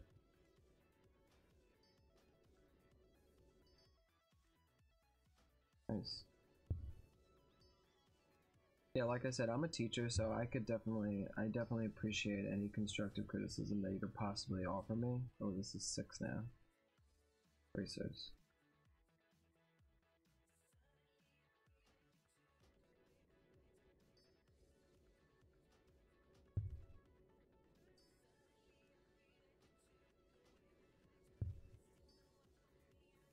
And then this is 5 again.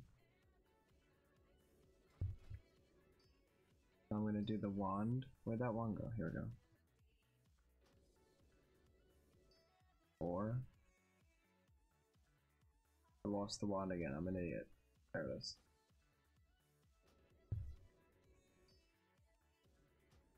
3. 2. Then go back to here.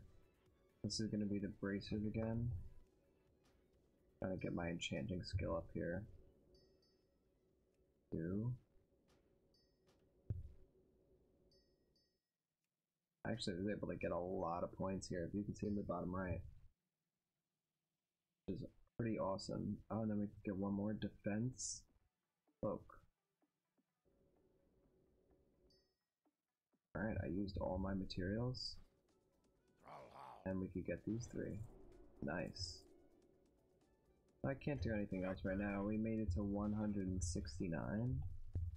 When is the next thing that I get? 170 all the way up to 200. Okay.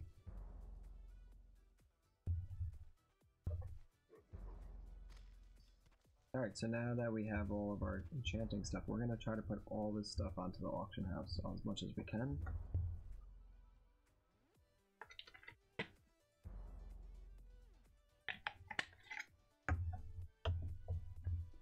It's 9 p.m.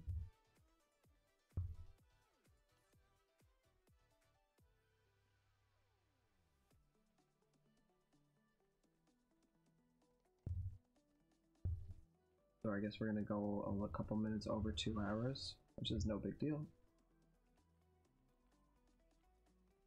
Okay, so here we go, auction house. We're gonna go to auctioning and start a post scan.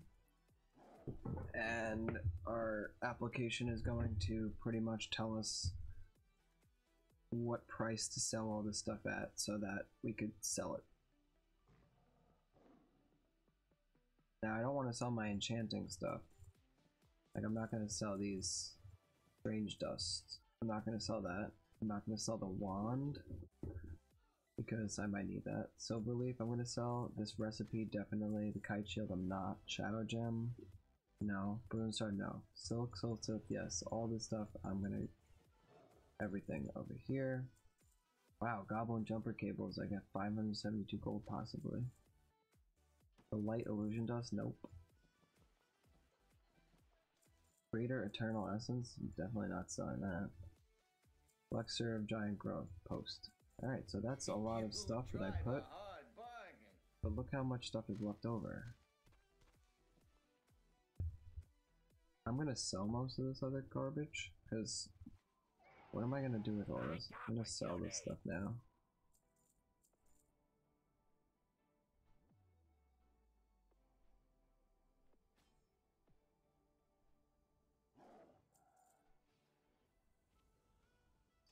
I don't know why that stuff's not being posted. Sell all that. Sell this. Sell this. Sell that meat. Alright, so that's it.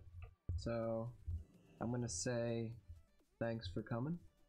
This has been Z-Force right here, /wave. Have a great night. See you tomorrow between 8:30 and 9:30 p.m. Good night.